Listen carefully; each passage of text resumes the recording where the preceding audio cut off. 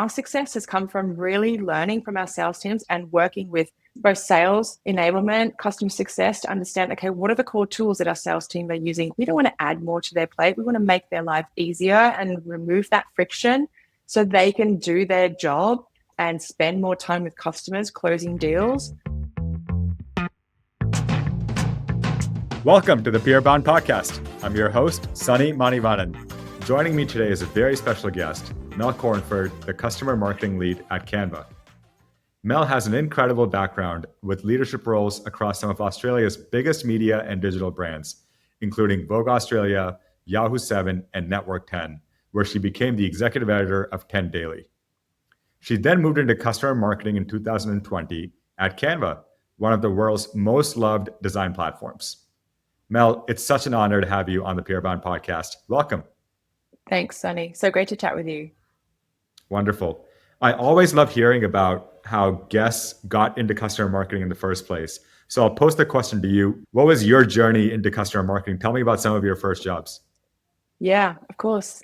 Like a number of customer marketers, my path was not a conventional one. I originally started in journalism. My first job straight after university was actually working in our local newspaper in my hometown, creating advertorials, which looking back, that's very early, back in the day type social proof.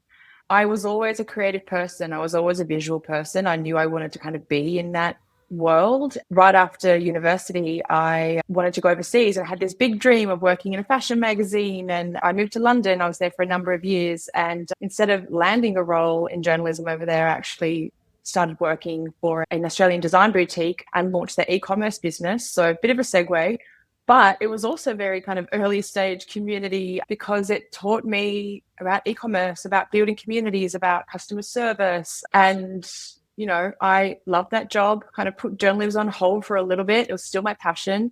When I moved back home, a number of years later, that's when my career started to take off. So I actually landed a role at Marie Claire magazine. I was running their digital website, and it was very early on in the day. Like, this is pre-Facebook, pre-Instagram. Websites back then were largely used as a marketing vehicle for the magazine. And so it was a really interesting time. It taught me a lot about editorial planning and stakeholder management. After that, I landed a big job, which was at Vogue Australia, which was just like my dream at the time. I was still in my early mid-20s, and just working at a fashion magazine like Vogue was phenomenal. That's probably where I really started my writing, my community management. Again, that was just when Facebook and Instagram were starting to take off. And at the time, brands were wondering, well, what are these platforms going to do for us? Like, is it about building audience? Is it about marketing? And so it was really exciting to be part of that. And certainly like looking back at those brands now and the number of followers and just like how they've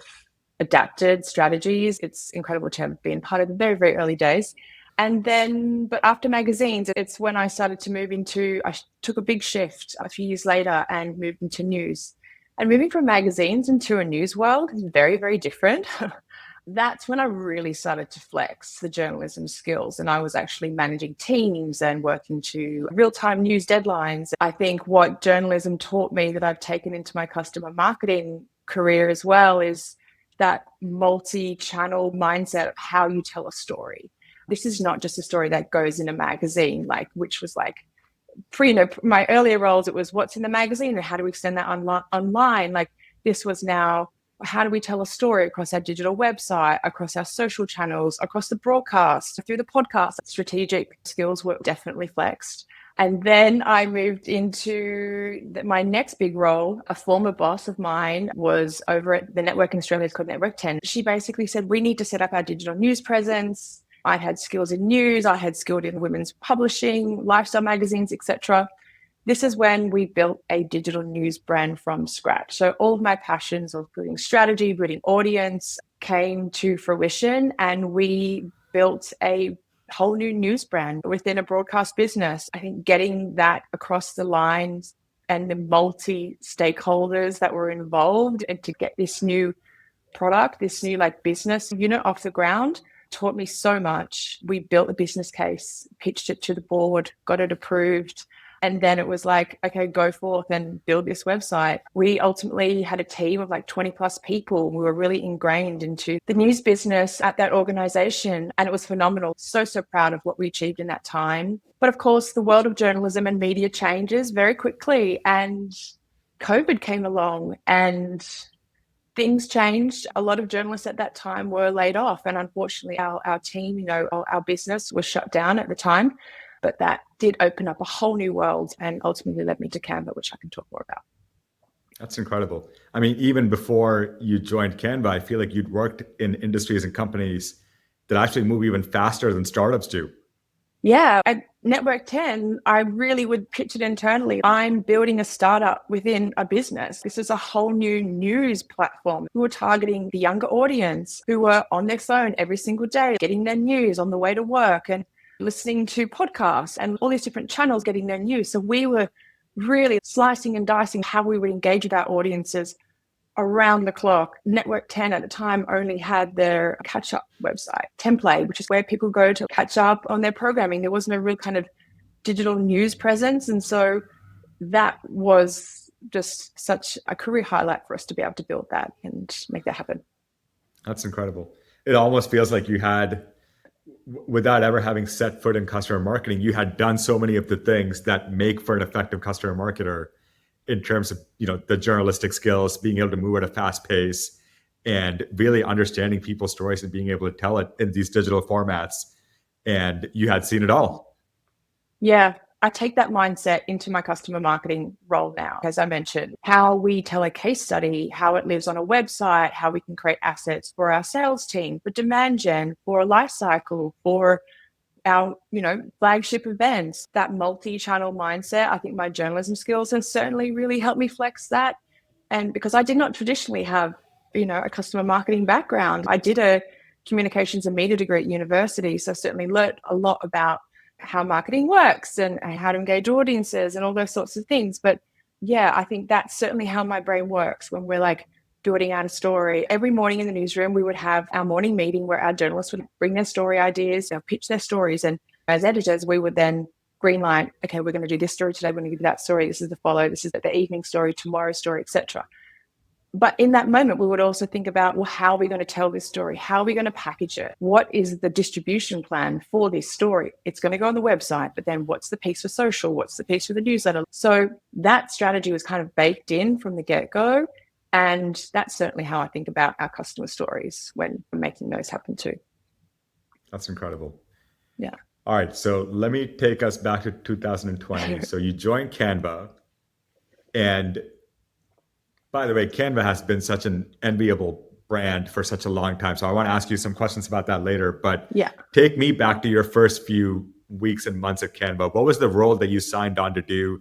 Did you know what it was going to be? Or was it one of those make your own adventure type startup roles where you really had to, go define what success looked like? Tell me about that. Yeah. So when I joined Canva, it was during COVID. So my team and I had unfortunately been laid off. I took some time to kind of reflect, well, what do I want to do? I'd been in journalism for like 10 plus years. In journalism, there are so many changes. I knew I wanted to pivot into tech. And so I really reached out to my network at the time, and I'd built relationships with folks at Facebook, at different organizations that I've been working with. And Canva was like the pinnacle, like Canva was at the top. And actually I was meant to have a meeting with Canva that week to talk about how we could bring Canva into our newsroom. But unfortunately, COVID changed plans in the world. But an email introduction to our CMO, Zach Katichki at the time, helped unlock this opportunity. They were hiring for a B2C community stories role. I went through the challenge. I got the job. I was so excited. I just absolutely loved Canva. I had spent a lot of time on Canva during that time that I was off work. And it was exactly that. It was like, this is what we want to do. We want to tell community stories at scale. And everyday community members, from small business owners to entrepreneurs to students to teachers doing incredible things in the classrooms across the globe. There was no shortage of stories for us to be able to tell. It was a real turning point because at that point, a lot of those stories lived in our Canva Love channel. And people would post like, my barista told me how much they love Canva, and like, here's what they use on their social media. And here's what my child made at school. And for me, it was the absolute best role because I could tell feel-good stories with the world that hand on heart spoke to how Canva is changing their lives, changing their business. Like our mission at Canva is to empower the world to design. And so every single time I connected with someone, like I felt that I got that Canva love through those conversations. And we started to tell and celebrate our community stories through our marketing, through huge tier one outdoor campaigns, through creating series on social media. Yeah, it was just absolutely amazing. And as I said, there was just no shortage of stories to tell. That's awesome. I want to ask you, how did you find these community members beyond the Canva Love channel? What are some of your favorite stories? Yeah, there are so many. So how did I find them? I worked really closely with our community team we have a global community team and engagement team, and they are constantly in our social groups, across our social platforms, seeing where and how community members are just like celebrating the Canva love. Looking back, I thought it could be a really cool idea to create a website to drive a campaign and encourage our community to share your story. And we would celebrate them and give them Canva swag and gifts. And that did work to a degree. That was the smallest kind of segment of capturing stories. They just existed in this beautiful virtual world. And so it was really about using technology, connecting with our engagement teams and helping to identify stories. How I identified them, I was always looking for stories that really spoke to our key pillars. And that was about, being empowering human. They always had some sort of impact, different to the impact that we tell now in B2B, but there was impact in how it was like helping someone's business, changing their lives, launching a new venture. As I said, just no shortage. Canvanauts, as we call ourselves, other people in the Canva business would be DMing me on Slack. And actually, I got a number of really incredible stories through that. But I think, call it journalistic instinct, like the curiosity that you have as a journalist. I think I had that within me to like really hunt down the stories. And actually, when I did my challenge for Canva, I basically did a lot of digging across the internet and connected with people and could verify how they use Canva and did some mini interviews as if I was already in the role. One of my favorite stories, I found this World War II veteran. His name was Sam Baker, and he had a dream to become a children's book author. And through the use of Canva and some of his close friends, created a whole campaign that basically launched his book career at 98 years old. And so I actually built a relationship with Sam and his daughter. Sam featured in our holiday campaign a few years later.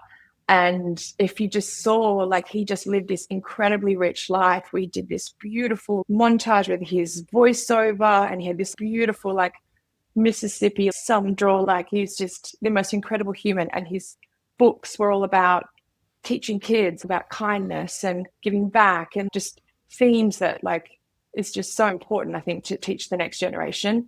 Sadly, I did find out that Sam passed away, but he continued his career, his book career.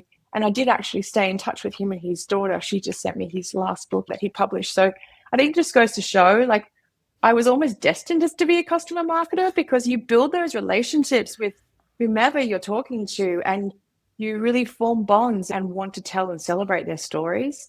I also met this incredible duo. They were travel agents, and during COVID, they lost their job. Obviously, like, travel completely came to a standstill. Yep. But through Canva, they built this whole new brand, this whole new website and business called Elsewhere, and created a beautiful brand. It looked so professional. They did it themselves, like totally bootstrap business. They featured in one of our global campaigns, and their company was bought by Lonely Planet 1 or 2 years later. So it's just like this incredible success story. And again, stay in touch with those folks, and just exciting to see the launch pad that Canva can be for someone's new business. Totally. I mean, just hearing you talk about these stories has brought me closer to the brand. So I can only imagine what people actually reading or watching these stories feel. And that really is the power of storytelling, right? 100%. 100%. I'm so passionate about it. It's incredible. Incredible. I want to ask you about switching from B2C to now the B2B and the enterprise side of the house. How long have you been working on the B2B side of the house? What's different from your perspective? Yeah, so I've been in this B2B role probably for just over 2 years now. We started to make that pivot from being the platform for our everyday community to being the platform that can be used in businesses and enterprises globally. So we launched at Canva Enterprise in April 2024. At the time, we had case studies. They lived on a website, but there was no real collateral for sales. There wasn't a real distribution strategy. We had an incredible opportunity to tell and celebrate these success stories of Fortune 500 companies. We just needed to be able to build that customer marketing strategy for us to amplify those. I actually have been surprised that there is some similarities between B2C and B2B. At the core, like, there are still humans in these stories, be it a startup or be it a CMO in a Fortune 500 company. They both have very similar challenges in their roles and in their companies, or fears that they need to solve, be it brand consistency, security, how do they scale really quickly with a small team if you're a smaller company, and how you're also like scaling to then localize for your global teams, if you're at that enterprise level. So I think there have definitely been similarities in how I'm connecting these people and finding they all share very similar challenges, just on different levels. And both absolutely light up when they see what Canva can then offer their business, be it you're using our pro or our team's business SKU, right up to the enterprise, when you're basically, we're rolling out Canva to thousands of people within an organization. It's amazing. I want to ask you a little bit about your approach to storytelling, whether it's B2B or B2C. Canva's always had such a human-first brand, and that maybe from your original community and creator roots of really focusing on the creator and the person who's trying to get something difficult done, and how Canva makes it so not just easy, but also beautiful. What's your approach to storytelling, and what lessons do you think other marketers who are listening to this could perhaps take from this? Yeah. I think I definitely put my journalism hat on when I'm approaching these stories. And as I mentioned, always thinking about how we can squeeze the best out of an interview or a shoot that we do with our customers, so we can really maximize and amplify the story, of course, for our teams, but for those brands as well, and that kind of mutual marketing benefit. So we have a tiered approach to how we do stories. Tier one is when we partner with our big strategic partners. It's a huge logo, there's an incredible use case, thousands of team members that are using Canva. Some examples of partners that we've done stories with, Deloitte, DocuSign, planning a story with Stripe at the moment. This is when we will plan an actual big budget shoot with those teams. We'll interview their key leaders, executives, but also those who are hands-on with Canva, and we'll craft what we call our hero story, like the real premium 2-minute film that will be sliced and diced into many different kind of formats. We'll also have the written case study. There's a full go-to-market campaign that we roll out from these stories. That's something we did not happen when I first started, but we've certainly seen an incredible success from being able to leverage the content that you can create off the back of those shoots. But those videos are seen by millions of people. They are what we feature on the stage at our flagship events like Canva Create, on stage at some of the industry events that we partner with. But we're also creating shorter, bite-sized, snackable content that our sales team can use really easily on a call with a prospect or sending as a follow-up. So we're getting so much mileage out of those shoots. I'm really proud about that. But also partnering with those brands, sharing them on social, tagging those advocates in the films, and then they're also sharing and amplifying from their channel. So there's a mutual benefit as well. They're being seen in this thought leader, expert light by sharing their learnings and expertise in our stories. So there's those tier ones. But where we've seen a lot of success is how we're scaling what I call our tier twos. And this is where my newsroom hat comes on as well. They're short, snackable, social first type content. And we take them just directly from interviews like this. When we're interviewing our customers, we'll slice them up into real socially native pieces of content. And because they don't need as much production, we can turn them around much faster. So that has been a huge unlock just in the last few seasons. We've been able to really scale that content, and partnering with our creative team. Canva being Canva, we have an incredible creative team who have created these beautiful templates for us to easily take quotes from our customers and drop them into our decks and drop them into one by ones. And I think I've shared some with you before, Sunny, like they are just absolutely magnificent. And we can easily, without having to log a ticket with our creative team, we can easily pick out those best quotes and create our own mini campaigns off the back of that. So for our team to be able to run autonomously, still create content that is on brand, our customer still signs off on everything that we create, but we're unlocking so much more for our sales teams and partners to be able to then showcase those stories. So I think having that tiered model has certainly helped us build a really strong customer story engine room that is powering our entire business. That's incredible. When you say social first content, my first question in my mind was, what makes for great social first content? Mel, tell me first what makes for great social first content. Yeah. How do you, with your years of training and your judgment, how do you look at a video interview and say, this is going to do well on social? Again, I think this is what I really learned working in a newsroom, because you're always creating a story that is designed for someone to click, be it the headline, be it the image, be it the snippet on video that you want someone to stop and scroll. There is so much disruption out there. Like, you want to be able to get someone's attention really quickly. And so what we've learned is that it needs to be made for the platform. It needs to be human first and really authentic. While there is still such a place and value in our big budget customer shoots, some of those stories don't perform as well as an organic piece of content. They're really great for paid. They're really great for our demand gen. But what we're seeing is that it needs to be human and native for the platform. So what we're doing on our shoots with our customers, we've created this TikTok style thought leadership type series where we ask rapid fire questions. It's not the sit down interview. It's really short, sharp, fast. And you're getting those moments, those sound bites that stop people scrolling. There's thought leadership. It's a great ROI point. It's an incredible nugget that someone has seen success in their business and using Canva. So we're starting to ramp that up and thinking about, okay, which platform is this going to live on? What style of content suits that platform? And just given our appetite for video content, it really needs to be video first. But I would just say at the core, the human, that real human element, it needs to be authentic, real, and relatable. I love everything about what you've said. And for listeners, I think this is really giving people an insider's look into why Canva is one of the world's most admired brands, is because everything is human first. It's really creator first. And you are where your audience is. And you're thinking about stories in such creative ways. You're not just saying, hey, let's take this 30-minute interview and try to, take bite-sized versions of this and try to compress it down. You're actually saying, no, let's create for these platforms and have that be sort of first among equals rather than try to make it an afterthought.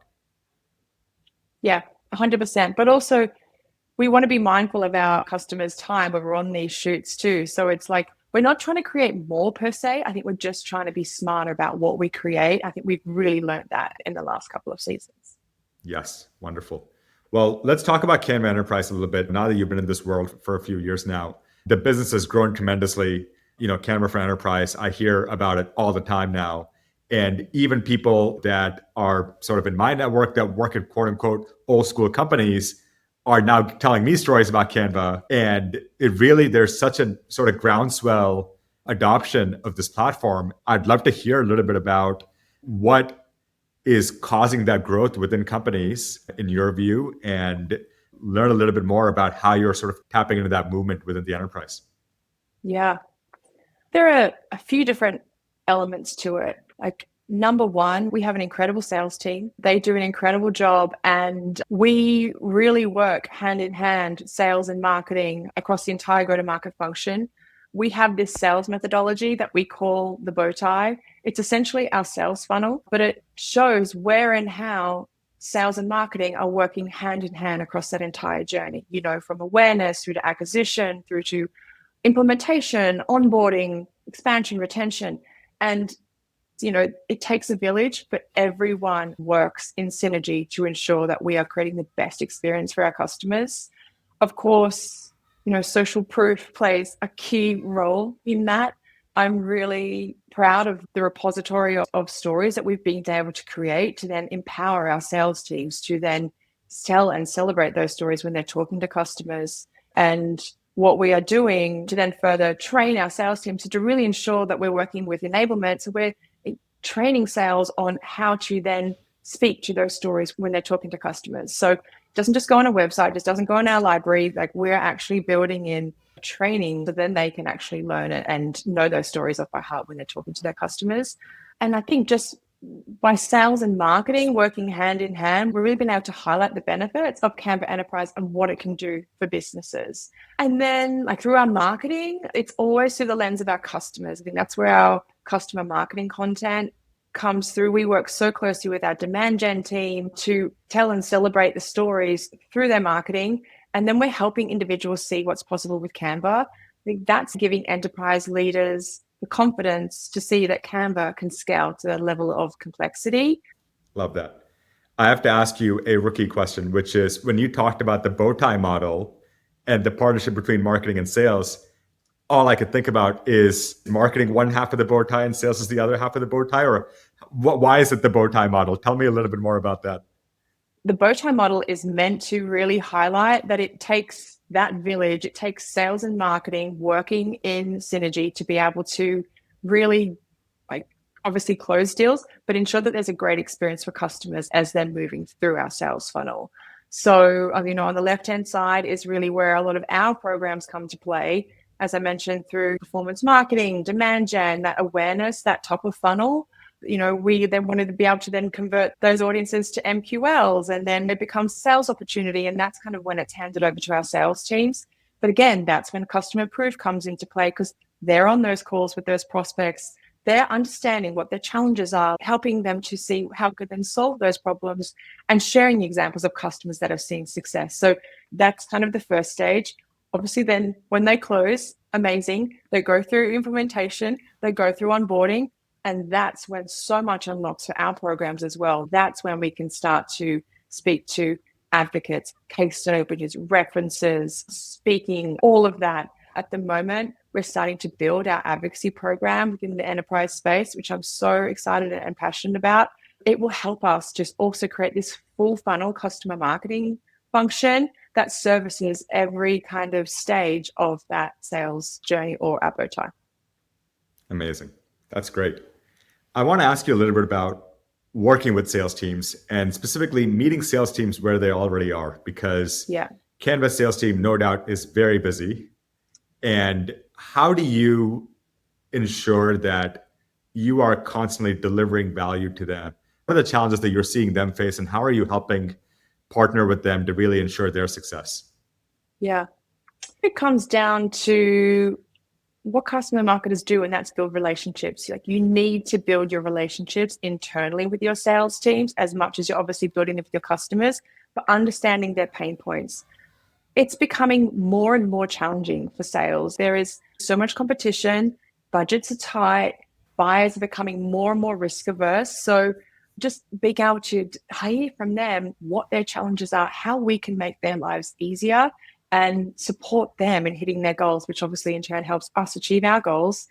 Our success has come from really learning from our sales teams and working with both sales, enablement, customer success to understand, okay, what are the core tools that our sales team are using? We don't want to add more to their plate. We want to make their life easier and remove that friction so they can do their job and spend more time with customers closing deals versus obviously like digging through decks or digging through websites to find those customer proofs. So right now we're doing an overhaul of our customer marketing library and repository, and looking at how we can then make it much faster for them to find those great quotes and testimonials, those video snippets, so they can then share those with their customers.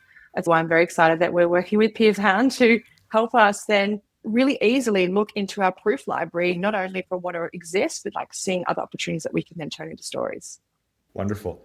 One of the things that I know you're doing, which to me seems extremely powerful, is this idea of a proof task force within Canva. Walk us through that. You are the spearhead of that, but who else is involved in your customer proof task force within the company? Why did you even think to do this? Yeah. Customer marketing does not live on an island. It is plugged into so many different teams and obviously benefits so many. We built an incredible library of stories, but we knew that there were opportunities for us to fill some gaps and for various different verticals, very different personas. So we pulled together a task force. We've called it internally the Customer Proof Task Force, where we have sales members, PMM, obviously our customer marketing team, a few folks from comms. It will start to expand a little bit more. But this is where we also dug into data. We looked at win-loss analysis. We surveyed our sales teams before we did this. And what are they using the most? What is missing from our library? So we really got insights from them firsthand to hear how we can help support them and what we needed to unlock really quickly. So that was an incredible body of work. I think through that, we uncovered around 45 potential leads that we could then explore and start to really then flesh out for this H2. So I'm super excited to bolster that strategy some more. It's also just uniting teams and helping them to understand like how we can work together, how important social proof is. And for PMM, they're also getting real insights into our customers' use cases, and we're discussing win-loss, we're discussing QBRs, we're sharing all this feedback that might get stuck in a deck or might be in a Slack thread that hasn't been shared elsewhere. So it's really like uniting those key voices and leaders across those divisions to have a shared goal and shared success. Awesome. We're obviously in the early stages of AI impacting all of our work. And you have already seen the digital revolution in the media industry, and you actually spearheaded that in your world. And now you have a chance to spearhead how AI impacts customer proof and really revenue at Canva. Is AI replacing what humans are doing within Canva? How do you see the role of AI? Clearly, you're leveraging it in many ways, whether it's tools like Peerbound or your internal workflows that are created by you and others. What's your take on all of this?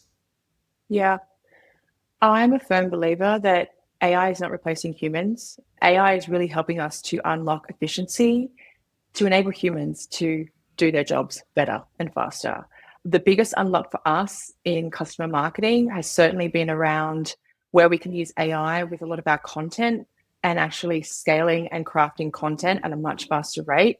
I built this Claude project tool, and we are training it to be able to craft our case studies in our style, in our format, in Canvas tone and style, but also in a snackable, kind of scannable, ROI, impact-led piece of content that will need around 20% of editing for us creating them from scratch. So we'll take a transcript from a customer interview, and we're training the tool, like pretend you're an IC buyer in X company. I want you to create a solutions-led case study that will help us speak to key buyers in X industry.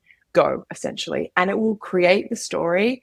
It gets us to about 80% there and might need like 1 or 2 hours of polishing, editing, like between myself or one of our copywriters.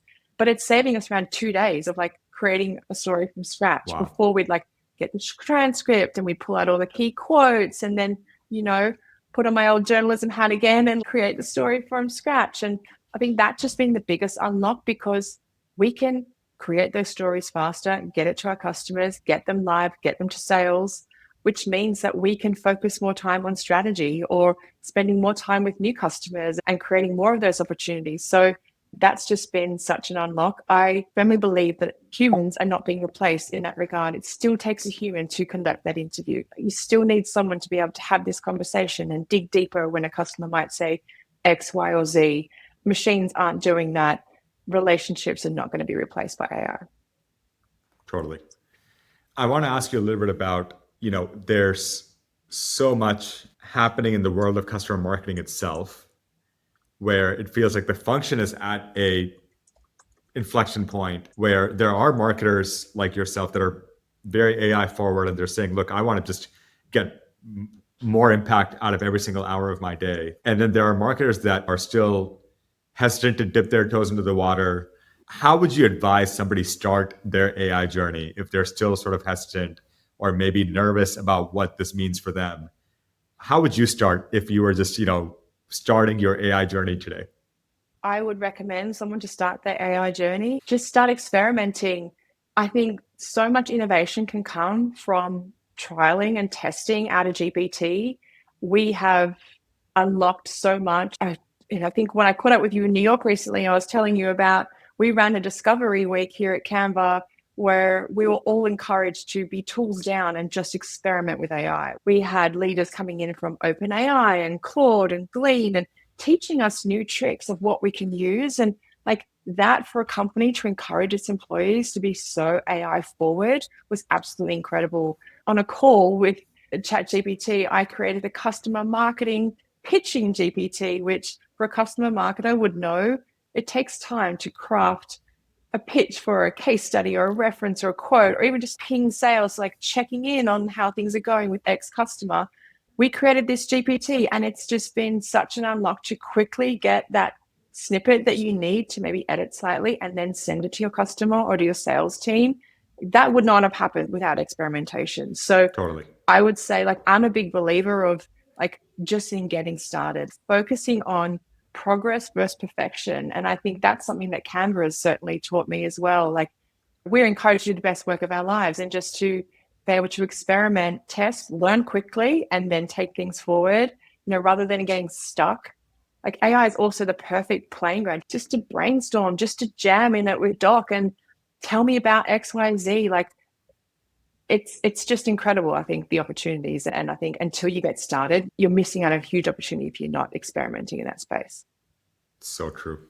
Love what you said about just get started, just experiment, and no expectations, just go. 100%. Fabulous.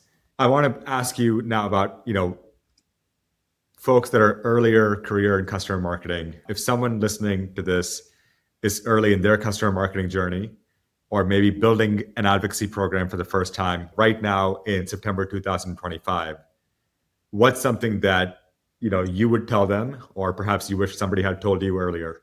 Learn fast, connect with your peers, connect with someone you see who's doing something, you've seen them post something really inspiring on LinkedIn. Start following those people, start reaching out. And, customer marketers are really generous by nature. They want to help people win, right? That's what we're doing with our customers. And so I have formed such incredible relationships and learned so much through my network and just by reaching out to people. And some of my best moves have come from conversations I've had or helped me verify a thought that I've been having about doing something within our program. So that would be my biggest take.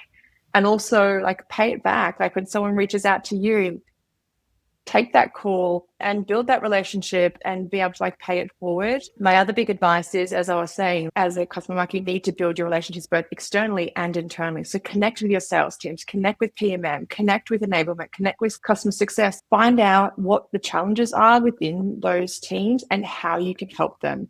Always thinking about, well, what's in it for them and where does this help me achieve my goal if I help them win? I think that's also a really fast way for you to build relationships, but also connect dots with your programs or fix challenges that you might be having. So it's almost like a loaded catch up, but it's also in benefiting your business.